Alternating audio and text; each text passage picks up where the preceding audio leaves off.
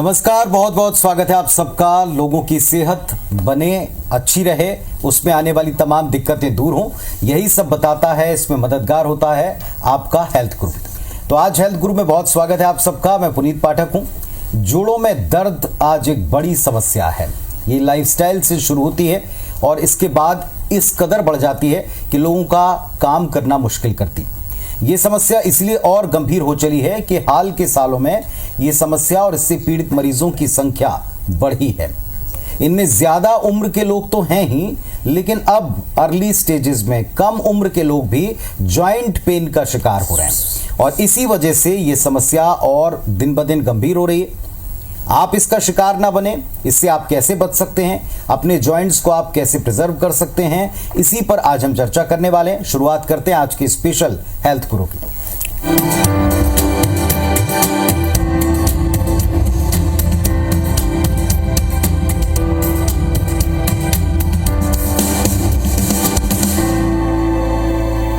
चलिए, तो इस वक्त हेल्थ गुरु में आज हम जॉइंट्स की यानी जो हड्डियों के जोड़ होते हैं उनकी सेहत को लेकर डिटेल में बातचीत करने वाले। हमारे साथ में श्री मेडिशाइन हॉस्पिटल के orthopaedic and joint replacement surgeon doctor Sushil Sharma ji हैं। डॉक्टर साहब नमस्कार, बहुत बहुत स्वागत है आपका हेल्थ गुरु में। Thank you. सबसे पहले तो जॉइंट्स, शरीर के जो जोड़ हैं, इसमें दर्द होता क्यों है और इसकी शुरुआत कैसे होती है? क्या ये लाइफस्टाइल से रिलेटेड है? देखिए, जोड़ों के दर्द की समस्या एक बहुत आम समस्या बन चुकी है आज। एक लाइफस्टाइल एक बहुत इम्पोर्टेंट होता है कि जो एक लाइफस्टाइल आजकल जो हो गई है, लोगों की दिनचर्या वो काफ़ी ख़राब हो चुकी है। चाहे वो अपने आप को प्रॉपर एक्टिविटी में इन्वॉल्व नहीं करते या कुछ गलत एक्टिविटी ऐसी होती है जिसके कारण के जोड़ का दर्द बना रहता है। और दूसरा सबसे इम्पोर्टेंट एक रीज़न होता है कुछ प्रकार के जो जोड़ों के संबंधी समस्या होती है, जिन्हें कि हम गठियावात कहते हैं या अन्य प्रकार की अर्थराइटिस होती है, उनके कारण भी जोड़ों के दर्द होते हैं। लेकिन शायद लोगों को उतना अवेयरनेस नहीं होती और डॉक्टर के पास नहीं जाते, इस कारण से ये समस्या दिन पर दिन बढ़ते जाती है और ये ऐसा एंड स्टेज अर्थराइटिस पहुँचती है जब जॉइंट रिप्लेसमेंट की समस्या आ पड़ती है और जॉइंट रिप्लेसमेंट की आवश्यकता पड़ती है। तो आज का हमारी चर्चा का यह विषय है कि जोड़ों से हम बचाव कैसे करें।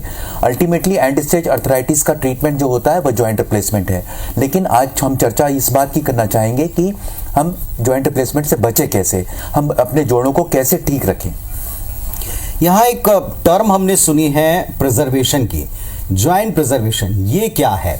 क्या हम जोड़ों को बचा सकते हैं तो इसकी क्या कंडीशन है, किस अवस्था में ये शुरू कर सकते हैं, है क्या है? देखिए, जॉइंट प्रिजर्वेशन का मतलब होता है किसी की चीज को बचाना। चाहे वो आप फूड आइटम को बचाते हैं उसको फूड प्रिजर्वेशन बोलते हैं, वैसे ही जॉइंट प्रिजर्वेशन होता है। तो जॉइंट प्रिजर्वेशन बेसिकली मैं अगर डिवाइड करूं तो एक नॉन सर्जिकल और एक सर्जिकल, दो ऑप्शंस होते हैं। प्रिजर्वेशन का मतलब होता है कि हम एक्चुअल नेटिव या नेचुरल जॉइंट को बिना काटे बिना हटाए जोड़ों को कैसे बचाएं। तो बेसिकली अगर हमको जोड़ों को बचाना है तो वो बहुत अर्ली स्टेज में इंटरवेंशन हमको चालू करना है। अगर जॉइंट की अर्थराइटिस या जोड़ों की समस्या, मैं हिप जॉइंट और नी जॉइंट को मेनली यहां पे कंसीडर कर रहा हूं क्योंकि ये ही दो जॉइंट जो है कॉमनली हमारे अफेक्ट होते हैं और जिनको बदलने की आवश्यकता होती है। तो अगर हमारा रखरखाव अच्छा है, हम अगर डेली एक्सरसाइज कर रहे हैं तो हमारे जोड़ों के जो एंड जो होते हैं, जिसको कि आर्टिकुलर कार्टिलेज होती हैं, वो हेल्दी होती हैं। क्योंकि एक मेडिकल में वॉल्फ लॉ होता है। वॉल्फ लॉ का मतलब होता है हम किसी अपने शरीर के अंगों को, जोड़ों को जितना इस्तेमाल करेंगे वो उतना स्ट्रांग होगा। अब जैसे ऑस्टियोपोरोसिस की एक समस्या होती है, जोड़ों के भंगूर होने की या बुरबुरे होने की समस्या होती है, मेनली जब होती है जब दवाइयों के अलावा कुछ दवाइयाँ जब खाते हैं उसके कारण छोड़ के कि हम जॉइंट को यूज नहीं करते, अपने शरीर को यूज नहीं करते। तो एक्सरसाइज बहुत एक इंपॉर्टेंट है। दूसरा डाइट बहुत इंपॉर्टेंट है। डाइट हम अगर प्रॉपर बैलेंस डाइट ले रहे हैं, प्रोसेस्ड हाईली प्रोसेस्ड फूड नहीं खा रहे हैं, अपनी जॉइंट जो डाइट में हम विटामिन की मात्रा सही रख रहे हैं, तो बहुत हद तक हमारे जॉइंट सही हो सकते हैं। और इसमें टॉप अप वाले जॉइंट का हमारा एक्सरसाइज करना, जॉइंट से जो जोड़ों को अपना जितना भी अच्छे से हम मोबिलाइज करें उतने हमारे जोड़ हेल्दी रहेंगे। सर, आपने एक बड़ी ही आसान टर्म से शुरू किया था कि प्रिजर्वेशन मतलब आप किसी को भी रखरखाव करें, बचाव करें, लंबे समय तक चला सकें, इसकी एक प्रोसेस होती है। लेकिन ये भी किसी खास अवस्था में ही शुरू हो सकता है, जैसा आपने भी बताया कि इसको हम दो तरह से कर सकते हैं। तो ये किन में पॉसिबल है, किन लोगों में, मरीजों में इसको आप कर सकते हैं और किन किन जॉइंट्स के लिए हो सकता है? जॉइंट स्टेज देखिए, अर्थराइटिस को अलग अलग एक श्रेणी में मैं डिवाइड करते हैं। जो अगर मैं इसके विजुअल्स हमारे इसको कैमरा में जो फोकस हो सकता है तो मैं बताऊंगा, ये अर्ली अर्थराइटिस होती है जब थोड़े से जोड़ के कुछ हिस्सा हमारा खराब होता है। उसके बाद उसके लेटर स्टेज में कुछ और ज़्यादा हिस्सा खराब होता है, और ये जो होता है जो आर्टिकुलर कार्टिलेज का डैमेज होता है अंदर हड्डियों तक चले जाता है। और जब एडवांस स्टेज में आती है तो वो पूरे आर्टिकुलर कार्टिलेज, जो जोड़ों का जो चिकनाहट वाला हिस्सा होता है, जहां से जोड़ों का ग्लाइडिंग मूवमेंट होता है, वो हिस्सा पूरा खराब हो जाता है। तो एंड स्टेज से पहले अगर हम स्टेज 1 या 2 में अगर इंटरवेन करें, छोटे से जोड़ में अगर थोड़ा सा ही प्रॉब्लम है तो हम उसको सबसे पहले एक्सरसाइज से ठीक कर सकते हैं। हम उनको फिजियोथेरेपिस्ट के पास जाने की सलाह देते हैं, हम खुद उनको एक्सरसाइज करने की सलाह देते हैं, और कुछ डूज एंड डोंट्स हैं। जैसे कि हम पेशेंट को सलाह देते हैं कि आप प्लीज़ घुटने अपने मोड़ के ना बैठें, वेस्टर्न कमोड का इस्तेमाल कीजिए, पालकी मोड़ के ना बैठें, क्योंकि जितना हम जोड़ों को मोड़ेंगे उतना डैमेज बढ़ेगा। तो उस स्टेज में, अर्ली स्टेज में अगर ये हम एक्सरसाइज कर रहे हैं, कुछ प्रिकॉशन कर रहे हैं, तो काफ़ी हद तक हमारे जोड़ बच सकते हैं। और कुछ दवाइयाँ होती हैं जो कि हमारे जो आर्टिकुलर कार्टिलेज का नेचुरल इंग्रेडिएंट होता है, जो कि ग्लूकोसामाइन है या हाइलुरोनिक एसिड है, वैसी ओरल फॉर्म में हम दवाइयाँ देके कुछ हद तक उन जोड़ों को हम बचा सकते हैं। लेकिन अगर ये स्टेज कंजर्वेटिव या मेडिकल मैनेजमेंट से आगे आती है तो मैं नी जॉइंट की बात कर रहा हूँ, तो हम कुछ अगर लिमिटेड हिस्से में अगर आर्टिकुलर कार्टिलेज डैमेज हुई है, अगर छोटे से हिस्से में आर्टिकुलर कार्टिलेज डैमेज हुई है, तो हम उस एरिया के कार्टिलेज को हटा के नई कार्टिलेज उस पर इम्प्लांट करते हैं, जिसको कि ऑटोलोगस कॉन्ड्रोसाइट इम्प्लांटेशन कहते हैं। हम मरीज के ऐसे हिस्से की कार्टिलेज निकालते हैं जो ज्वाइंट बेयरिंग एरिया में नहीं आता, जहाँ से ज्वाइंट बेयर नहीं होता, और उस कार्टिलेज को हम एक लैब में भेजते हैं। लैब में लेटेस्ट टेक्नोलॉजी की बात कर रहा हूँ, वो लैब में कार्टिलेज ग्रो होती है। कार्टिलेज ग्रो करने के बाद जब एक जो हमारे डिजायरेबल अमाउंट में कार्टिलेज मिल जाती है, हम दूरबीन के द्वारा या आर्थोस्कोपी के द्वारा जिस जगह पे वो कार्टिलेज डैमेज थी वहाँ पे इम्प्लांट कर देते हैं। तो धीरे धीरे वो ग्रो करती है और वो आर्टिकुलर कार्टिलेज वहाँ की नई बन जाती है। क्योंकि एक बात और मैं बताना मुनासिब समझूंगा कि आर्टिकुलर कार्टिलेज अपने आप नहीं बनती है शरीर में।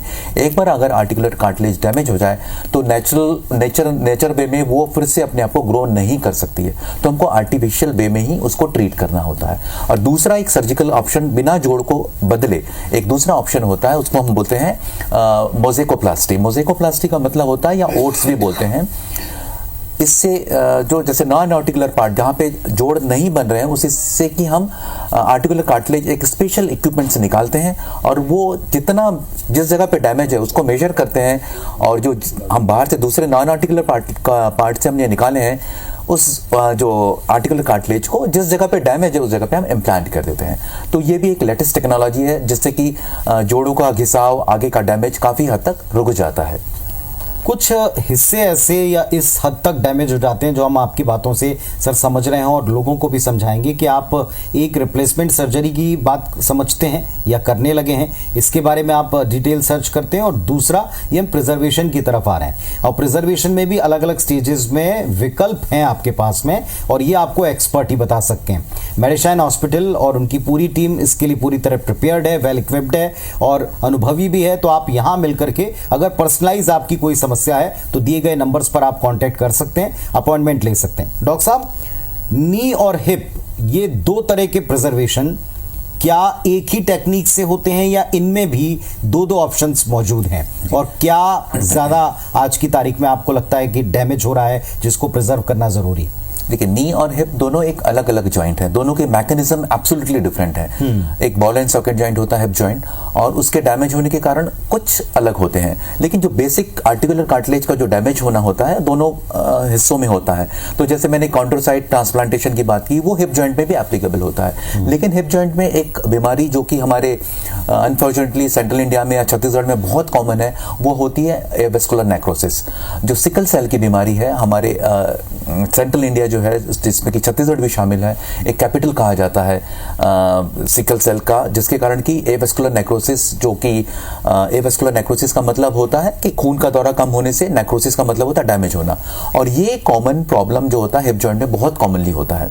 और दूसरा शोल्डर जॉइंट इन्वॉल्व होता है। तो ऐसी स्थिति में अगर अगेन ये डिपेंड करता है कि मरीज कितनी जल्दी आ रहा है, क्योंकि हर स्टेजिंग होती है, बॉडी हमको अलार्म देती है, बॉडी हमको सिग्नल देती है। वो स्टार्ट होता है पेन से, हिप जॉइंट में पेन होगा, थोड़ा स्टेज अगर बढ़ेगी तो वो हिप जॉइंट का पेन होता है वो नी जॉइंट में रेडिएट होने लगता है, क्योंकि वहाँ की जो नर्व सप्लाई होती है एक ही होती है।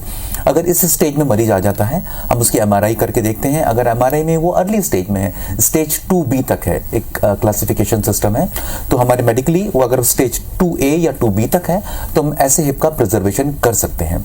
और हिप के प्रिजर्वेशन की एक लेटेस्ट टेक्निक है जो हम श्री मेडिशाइन हॉस्पिटल में कर रहे हैं, और सिर्फ मेडिशाइन हॉस्पिटल में ही सेंट्रल इंडिया में होती है, वो है ऑस्ग्रो टेक्निक। ऑस्ग्रो टेक्निक में हम ये करते हैं, अगर अर्ली स्टेज में एविस्कुलर नेक्रोसिस का मरीज जिसके कि हिप जॉइंट खराब हो रहे हैं आता है, 2 स्टेज में सर्जरी होती है। पहले स्टेज में मरीज का हम बोन मैरो निकालते हैं, और बोन मैरो में सारी सेल्स होती हैं जो कि हड्डियों को बनाने का काम करती हैं। उसमें से एक इंपॉर्टेंट जो सेल होती है ऑस्टियोब्लास्ट होती है। अब मैं इसके अगर साधारण भाषा में समझाऊं, जैसे कि बिल्डिंग बनती है, उसका एक ब्लॉक होता है, ईंट होता है, वैसे ही हड्डियों का एक ब्लॉक होता है, वो ऑस्टियोब्लास्ट होता है। तो ये ऑस्टियोब्लास्ट को हम एक स्पेशल डिजाइन लैब जो होता है, मुंबई में सिर्फ एक ही लैब है, वहां भेजते हैं। जब उसका वहां पे आर्टिफिशियली ग्रो करते हैं उस ऑस्टियोब्लास्ट को, और उसका काउंट लगभग 49 मिलियन हो जाता है, तो लगभग इस प्रोसेस में 3 वीक्स लगते हैं।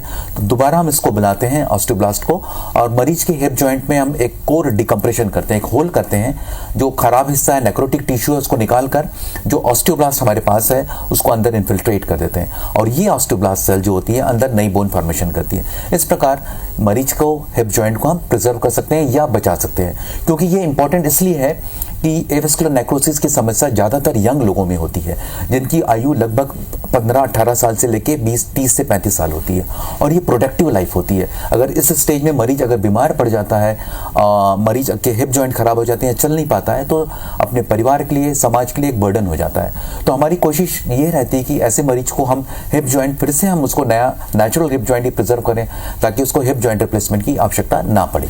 तो आप ध्यान से सुने इस बात को कि आप रिप्लेसमेंट की तरफ ना जाएं, इसके लिए आप प्रिजर्वेशन टेक्निक्स का इस्तेमाल कर सकते हैं। और कुछ जो अत्याधुनिक टेक्निक हैं जो सिर्फ आपको श्री मेडिशाइन हॉस्पिटल में मिलेंगी, इसके लिए आपको एक्सपर्ट टीम से मिलना होगा, अपनी प्रॉब्लम बतानी होगी, इसे डिस्कस करना होगा। डॉक्टर साहब, एक और बड़ा ही कॉमन फिनोमिना है आज की तारीख में, एक तो लाइफस्टाइल से रिलेटेड ये सब डिके हो रहे हैं या इसमें नुकसान पहुंच रहे हैं जोड़ों को, और दूसरा कई सारे लोग हादसों की वजह से, और कुछ लोग जो यंग बच्चे हैं जिनकी आप बता रहे हैं, वो स्पोर्ट्स इंजरी का शिकार होते हैं। उनके लिए क्या ऑप्शन है? क्या हम उन्हें भी प्रिजर्व कर सकते हैं? देखिए, स्पोर्ट्स इंजरी एक आज के सिनेरियो में बहुत ही कॉमन इंजरी हो गई है, क्योंकि लोग कहीं ना कहीं स्पोर्ट्स में इन्वॉल्व हो रहे हैं। दूसरा, बाइकिंग। स्पोर्ट्स सिर्फ ऐसा नहीं मतलब कि फुटबॉल या क्रिकेट ही स्पोर्ट्स है, biking, cycling, gyming, these are all come under sports activity. तो अनफॉर्चुनेटली डॉक्टर प्रियांक अभी एक मेरे साथ में आने वाले हैं, वो ज्वाइन करके, वो स्पोर्ट्स इंजरी स्पेशलिस्ट हैं। अगर वो समय पे आ जाए तो डिटेल में बताएंगे। लेकिन अगर ACL इंजरी हो जाए किसी को, या मिनिस्कस इंजरी हो जाए, घुटने की जो मिनिस्कस होते हैं, जो गद्दी होती है हमारे घुटनों के बीच की गद्दियां होती हैं, या ACL जो एडियर क्रूशिएट लिगामेंट या पीछे पोस्टीरियर क्रूशिएट लिगामेंट, जो कि एक बहुत ही इंपॉर्टेंट सपोर्ट प्रोवाइड करता है नी जॉइंट को, अगर वो डैमेज हो जाता है स्पोर्ट्स एक्टिविटी से या एक्सीडेंट से, तो जॉइंट की पूरी मैकेनिज्म चेंज हो जाती है, बायोमैकेनिक्स चेंज हो जाती है। जो जॉइंट को स्ट्रेट चलना होता है, जॉइंट को अगर ट्विस्ट होने लगता है, जब भी जॉइंट ट्विस्ट होता है तो जोड़ों के घिसने की गति काफ़ी बढ़ जाती है। अगर यंग एज में, चूंकि ये sports injury highly active person में होती है, तो उनके जोड़ जल्दी घिसने लगते हैं। जल्दी घिसने से फिर उनको जॉइंट रिप्लेसमेंट की समस्या जल्दी आ जाती है, या ज़रूरतें जल्दी पड़ने लगती है। तो ऐसे मरीज जिनको की स्पोर्ट्स इंजरी हुई है, ACL इंजरी हुई है, PCL इंजरी हुई है, या मिनिस्कस इंजरी हुई है, ऐसे व्यक्ति को आजकल आर्थोस्कोपी से ये सारे इलाज संभव हैं। तो ऐसे अगर किसी मरीज को ये समस्या आती है, तो जल्द से जल्द वो अपने लिगामेंट का उपचार कर लें, ताकि उनको ये प्रॉब्लम आगे एडवांस ना हो, अर्थराइटिस में कन्वर्ट ना हो। ये भी एक प्रकार का जॉइंट प्रिजर्वेशन सर्जरी का पार्ट होता है। तो अगर आप स्पोर्ट्स इंजरी से एक तो बचें, और लेकिन अगर हो जाए तो आप निराश ना हो, इसके लिए भी ऑप्शंस मौजूद हैं। इनके बारे में थोड़े से और डिटेल्स जानेंगे, कैसे हम अर्ली स्टेज में होने वाले जोड़ों के दर्द से बचाव कर सकते हैं और किस हद तक बचाव कर सकते हैं, इस पर भी थोड़ी डिटेल बात होगी। डॉक्टर साहब हमारे साथ में बने रहेंगे। आज हम बात कर रहे हैं प्रिजर्वेशन की, जॉइंट प्रिजर्वेशन की। रिप्लेसमेंट के बारे में आपने काफी कुछ सुन रखा है, लेकिन आप जॉइंट को प्रिजर्व कर सकते हैं, इन्हें बचा सकते हैं। रिप्लेसमेंट के जाने से पहले तक आपके पास कुछ विकल्प मौजूद हैं। अभी हमने ब्रेक पर जाने से पहले डॉक्टर साहब से स्पोर्ट्स सर्जरी के बारे में, स्पोर्ट्स इंजरी में सर्जरी से बचाव के क्या क्या तरीके हो सकते हैं, इसके बारे में कुछ चर्चाएं की हैं। हमारे साथ में आज doctor Sushil Sharma ji, orthopaedic and joint replacement surgeon, वो तो मौजूद ही हैं। नमस्कार। हमारे साथ में डॉक्टर प्रियांक हिशिकर साहब ज्वाइन कर रहे हैं, जो कि स्पोर्ट्स मेडिसिन में एक्सपर्ट हैं और साथ ही साथ इस तरीके के तमाम केसेस जो स्पोर्ट्स इंजरी के आते हैं उसमें आप मरीजों को गाइड करते हैं। डॉक्टर साहब स्वागत करते हैं। सबसे बड़ी बात अभी हम बात कर रहे थे डॉक्टर साहब से कि कैसे आप बिना ऑपरेशन के बचाव कर सकते हैं, लेकिन लिगामेंट का खिंच जाना स्पोर्ट्स इंजरी में या डैमेज हो जाना और इस हद तक होना कि पूरे करियर पर सवाल आ जाना, ये नॉर्मल चीज़ है।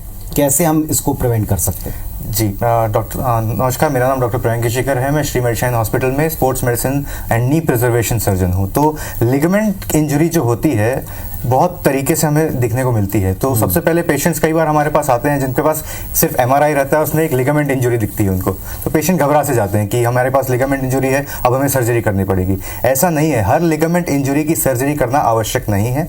एंड हम एमआरआई को ट्रीट नहीं करते, हम पेशेंट को ट्रीट करते हैं। तो अगर एमआरआई में कंप्लीट टेयर लिखा हुआ है लेकिन पेशेंट को कोई प्रॉब्लम नहीं है, घुटना उसका बिल्कुल ठीक है, उसको चलने में कोई दिक्कत नहीं है, तब हम उसको कंजर्वेटिव भी ट्रीट करते हैं। लेकिन हाँ, अगर लिगामेंट इंस्टेबिलिटी आती है, चलने में लचक आती है, घुटना मुड़ता है, घूमता है, तो अब हमें लिगामेंट की सर्जरी करनी पड़ती है। और नी प्रिजर्वेशन जो सर्जरी होती है, इसमें जॉइंट रिप्लेसमेंट से पहले हम क्या क्या कर सकते हैं कि जॉइंट रिप्लेसमेंट तक नौबत ही ना आए। तो उसके लिए एक प्रोसीजर होता है जिसे हम हाई टिबियल ऑस्टियोटॉमी कहते हैं। जो घुटने का जो अपना आकार रहता है ये इस तरह से रहता है। इसमें जो वेट की लाइन रहती है, शरीर का जो वजन रहता है, ये घुटने के सेंटर से जाना चाहिए। लेकिन कुछ केसेस में जब हमारा मीडियल जॉइंट खराब होने लगता है, जब हमारी उम्र बढ़ती है या ओवरवेट होते हैं, ओबीस लोग होते हैं, उनमें एक साइड में प्रेशर बढ़ते जाता है, तो जिससे जो सेंटर की लाइन जो रहती है वजन की, ये मीडियल शिफ्ट होती है, मतलब अंदर की तरफ शिफ्ट होने लग जाती है। तो इससे ये लाइन हमेशा इस घुटने को डैमेज करते जाती है। तो हमारा पर्पस क्या है, इस लाइन को वापस अपनी जगह पे लाना। तो उसके लिए हम घुटने के नीचे, घुटने को कुछ नहीं करते, घुटने के नीचे एक छोटी सी सर्जरी करते हैं जिसमें हम घुटने के नीचे जो टिबिया बोन रहती है उसको कट करके स्ट्रेट करके एक प्लेट लगाते हैं छोटी सी। तो जिसके कारण ये जो लाइन आपकी जो अंदर की तरफ जा रही है, जो वजन आपका अंदर की तरफ जा रहा है, ये पूरा सेंटर में चला जाता है। तो ये होता है हाई टिबियल ऑस्टियोटॉमी, एक छोटा सा प्रोसीजर, एक बहुत ही 5 सेंटीमीटर का चीरा वाला प्रोसीजर, जिससे आपका फ्यूचर में जो नी रिप्लेसमेंट होने वाला है ये हम बचाव कर सकते हैं।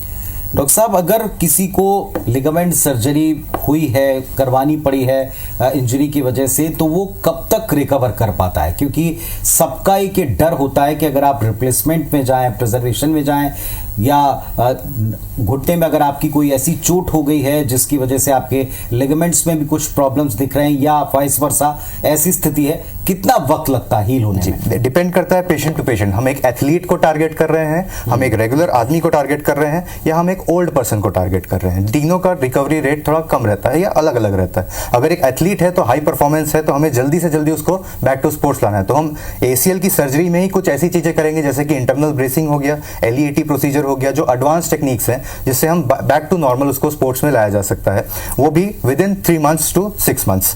एक नॉर्मल इंडिविजुअल को ज्यादा स्पोर्ट्स नहीं खेलना है, कैजुअल एक्टिविटी करनी है, तो उसकी रिकवरी जो रहती है वो नॉर्मली 3 months to 6 months तक एक प्रॉपर उसका रूटीन में आ सकता है। वो तो 3 months इंजरी के बाद जो सर्जरी होती है उसमें हम इमीडिएटली दूसरे दिन से चलाना पेशेंट को शुरू करते हैं। हाँ, वजन देना अलाउड रहता है अगर मेनिस्कस में इंजरी ना हो तो। अगर सिर्फ एसीएल लिगामेंट गया है तो हम दूसरे दिन से पेशेंट को चलाते हैं। चलना फिरना दूसरे दिन से रहता है, बेड रेस्ट की कोई जरूरत नहीं रहती। रिकवरी का पीरियड आप बोलेंगे तो 3 months में without support normal walking, and 6 months में प्रॉपर कॉन्फिडेंटली रनिंग। 6 महीने के दौरान भी क्या आप कुछ ऐसा देखते हैं कि उन्हें बीच में कुछ बहुत ज़्यादा सावधानियां रखनी पड़ती हैं, या आफ्टर 6 month क्या वे पहले जैसी स्थिति में पहुंच सकते हैं, या ये भी वेरी करता है सिचुएशन या अलग अलग पर्सन के मुताबिक? एक प्रॉपर फिजियोथेरेपी का प्रोटोकॉल रहता है हमारा, जो डे 1 से शुरू हो जाता है। तो उसके बाद जो नी की एक्सरसाइज रहती है वो डेली बेसिस पे चलती है, और विद इन 3 months से ऑटोमेटिकली पेशेंट अपना वॉकर छोड़ के कॉन्फिडेंटली अब बिना किसी सहारे चल सकता है। प्रिकॉशंस एज सच कुछ नहीं रहते, क्योंकि लिगामेंट की सर्जरी के बाद में हम चाहते हैं कि पेशेंट जल्दी से जल्दी चलना शुरू करे। तो एज सच कुछ प्रिकॉशन नहीं रहते। हाँ, दौड़ना और ज़्यादा एक्सट्रीम स्पोर्ट्स ये हम यूजुअली 6 महीने से के बाद में ही शुरू करते हैं। ठीक है, अब हमारे साथ में डॉक्टर सुशील शर्मा जी हैं, orthopaedic and joint replacement surgeon. Joint replacement में ऐसी क्या अत्याधुनिकता या आधुनिकता है जो अभी हम आपके सेंटर पर देख रहे हैं? लोगों को थोड़ा सा इसके बारे में बताएं। बच जाए तो बेहतर है, लेकिन कई बार इसके अलावा कोई विकल्प नहीं होता। जी, हमारी पहली कोशिश यही होती है कि अगर हम मरीज के जोड़ बचा सकें, बहुत सारे प्रोसीजर जो हमने डिस्कस किया वो मरीज को हम ऑफर करते हैं। बहुत हद तक हम मरीज के जोड़ बचाने में भी सफल भी हुए हैं। लेकिन अगर वो एंड स्टेज अर्थराइटिस में पेशेंट आता है या इस कंजर्वेटिव लाइन ऑफ मैनेजमेंट से वो ठीक नहीं हो पाता तो जॉइंट रिप्लेसमेंट उसको सलाह दी जाती है। आपको ये बता दूं कि जॉइंट रिप्लेसमेंट सर्जरी एक मोस्ट सक्सेसफुल सर्जरी मानी जाती है, एक बहुत ही रिवार्डिंग सर्जरी है। जो मरीज चल नहीं पा रहा है, व्हील चेयर में है, कई दिनों से बेड में है, लेकिन हम जॉइंट रिप्लेसमेंट सर्जरी करके वेरी नेक्स्ट डे से हम उसको चला सकते हैं।